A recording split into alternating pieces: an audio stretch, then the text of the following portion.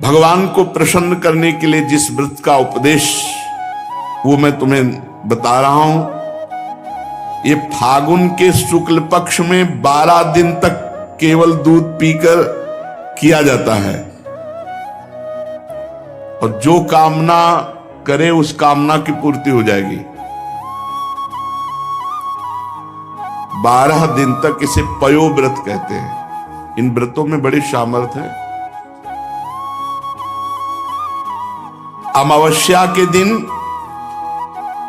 शूकर की खोदी हुई मिट्टी उसको लावे और अपने शरीर को मलकर नदी में स्नान करे। उस समय ये मंत्र पढ़ना चाहिए, त्वं देव्यादि वराहेण रसायाः स्थानमिच्छता उद्धृता से नमस्तुभ्यम पापमानम में प्रणाशय। संस्कृत ना आवे तो हिंदी से, हे देवी, प्राणियों की स्थान देने की इच्छा से वाला भगवान ने रसातल से तुम्हारा उद्धार किया था। हे पृथ्वी देवी, तुम्हें नमस्कार है, तुम मेरे पापों को नष्ट कर दो। ऐसा कहते हुए और सुअर की खोदी हुई मिट्टी से पूरे शरीर को मलकर फिर नदी में स्नान करें।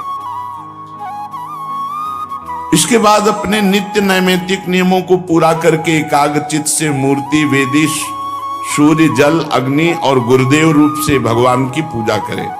फिर प्रार्थना करें, प्रभु आप सर्वशक्तिमान हैं, अंतर्यामी और सबके आराधनीय हैं। समस्त प्राणी आप में और आप समस्त प्राणियों में निवास करते हैं, इसी से आपको वासुदेव कहते हैं। आप समस्त चराचर जगत और उसके कारण के भी साक्षी हैं। हे भगवान वासुदेव, मैं आपको नमस्कार करती हूं। भगवान को नमस्कार करके भगवान की स्तुति करें कि आप सबके प्राण हैं, आप इस जगत के स्वरूप हैं, आप योग हैं, योग के कारण हैं, आदिदेव हैं, पीतांबरधारी केशव। मैं आपकी स्तुति करती हूं, आपके चरण रज की उपासना करती हूं, आपकी कृपा लालसा प्राप्त करने के लिए।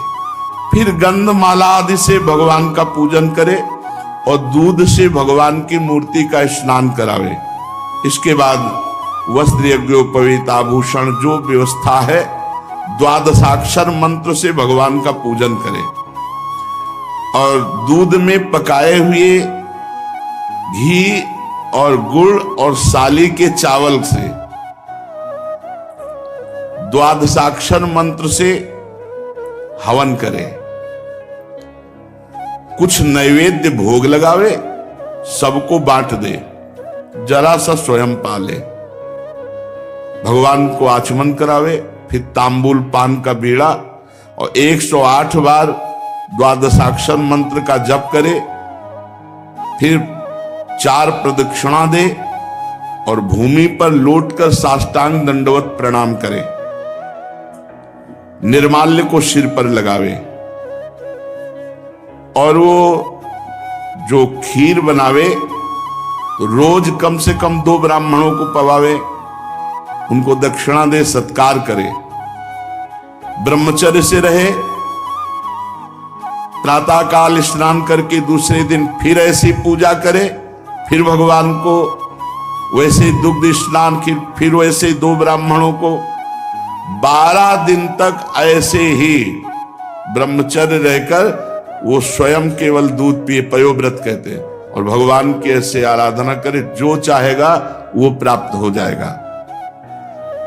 ये फाल्गुन शुक्ल प्रतिपदा से लेकर त्रयोदशी पर्यंत ब्रह्मचर्य से रहे, भूमि पर शयन करे, 3 समय स्नान करे, झूठ न बोले, पापी आदमी से बात न करे और पाप की बात न करे, और छोटे बड़े सब भोगों का त्याग कर बिल्कुल ऐसे ही रहे जैसे संत।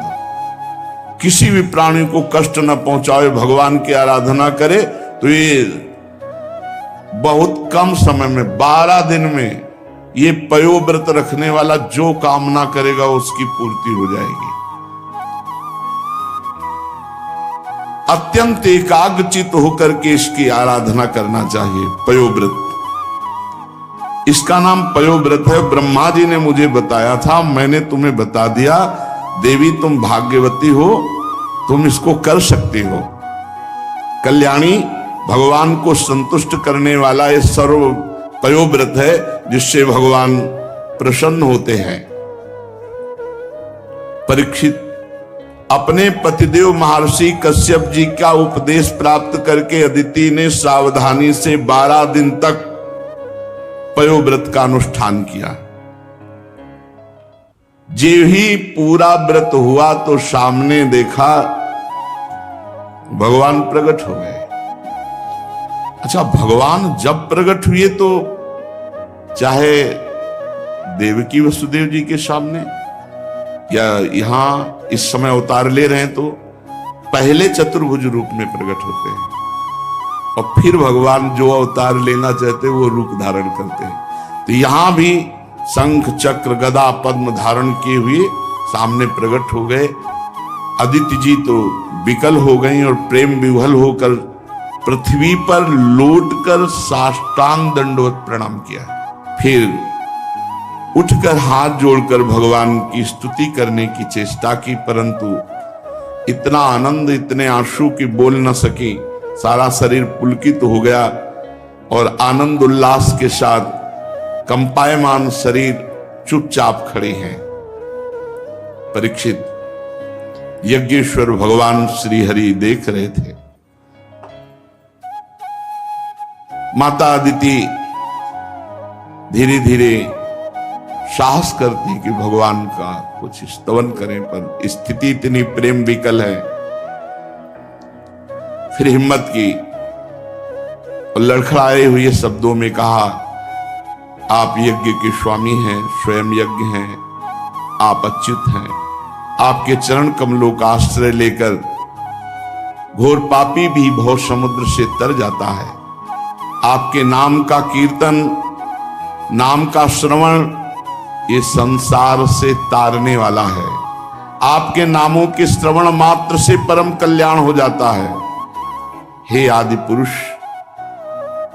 हम आपकी शरण में हैं। सारी विपत्तियों का आप नाश करने वाले हैं। हे स्वामी, आप हमारा कल्याण कीजिए। भगवान ने कहा, देवताओं की जननी, मैं तुम्हारी अभिलाषा को जानता हूं। शत्रुओं ने तुम्हारे पुत्रों की संपत्ति छीन ली है, स्वर्ग से खदेड़ दिया है।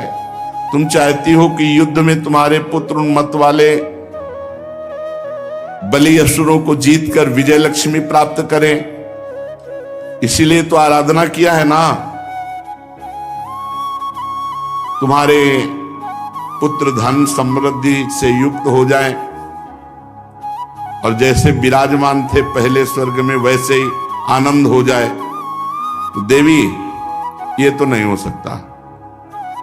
असुर सेनापतियों को जीता नहीं जा सकता, ऐसा मेरा निश्चय है, क्योंकि ईश्वर और गुरु उनके अनुकूल हैं। लड़ाई नहीं की जा सकती, पर मुझे प्रसन्न कर लेना व्यर्थ भी नहीं जाता। इसलिए मैं तुम्हारे लिए तुम्हारा पुत्र बनकर जाऊंगा और जाकर के उनसे मांगूंगा। लड़ाई तो नहीं हो सकती, मांग करके भिक्षा रूप में फिर तुम्हें देंगे।